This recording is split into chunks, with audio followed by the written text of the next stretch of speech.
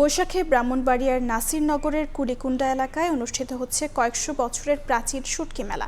এ নিয়ে বিস্তারিত জানাতে যুক্ত হচ্ছেন রিপোর্টার উজ্জ্বল চক্রবর্তী। সরাসরি যাচ্ছি তার কাছে।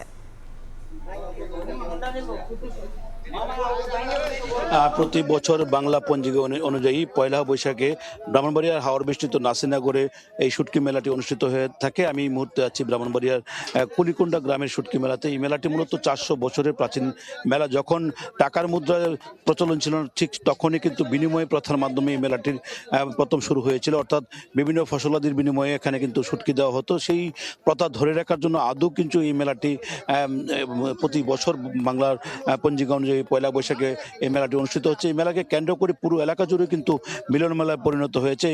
এই মেলাতে বিভিন্ন স্থান থেকে মিঠা পানির যে শুটকি, বিভিন্ন ধরনের শুটকি আছে, শোল, বোয়াল, পুঁটি, বিভিন্ন ধরনের শুটকি নিয়ে কিন্তু এখানে দোকানিরা বিভিন্ন স্থান থেকে এসেছেন। আমরা কথা বলেছিলাম দোকানদারদের সাথে, তারা বলছেন তারা সুনামগঞ্জ, হবিগঞ্জ সহ বিভিন্ন জায়গা থেকে তারা শুটকি নিয়ে কিন্তু এই মেলাতে এসেছেন। এখানে কিন্তু বড় ধরনের যে বিশেষ করে বোয়াল যে মাছ আছে, সেই মাছের শুটকি কিন্তু এখানে প্রসিদ্ধ মাছ হিসেবে কিন্তু এখানে ক্রেতারা কিনছেন এবং তারা বলছেন যে এখানে শুটকির গুণগত মান ভালো হওয়ার কারণে তারা প্রতি বছর এই মেলাতে আসেন। এই মেলাতে এসে তারা এই মাছগুলো কিনে থাকেন। এখানে আপনি দেখতে পাচ্ছেন যে বাইম মাছ থেকে শুরু করে এখানে আইড়, বোয়াল, শোল এবং বিভিন্ন ধরনের কার্প জাতীয় নদীর যে মাছ আছে সেই মাছ কিন্তু এখানে আছে। এখানে আমরা লক্ষ্য করছি এখানে পোয়া মাছ, শুটকি মাছ আছে, এখানে বিভিন্ন ধরনের শুটকি আছে এবং তারা কিন্তু এখান থেকে শুটকি কিনে অনেকটাই স্বস্তি বোধ করছেন এবং তারা বলছেন যে এখানে গুণগত মাল কম দামে পাওয়ায় তারা অনেকটাই খুশি। সার্বিকভাবে এই মেলাটি আগামীকালও চলবে। প্রতি বছর এই মেলা থেকে প্রায় কয়েক লক্ষ টাকার বাণিজ্য হয় বলে ব্যবসায়ীরা জানিয়েছেন। তো এইটুকু ছিল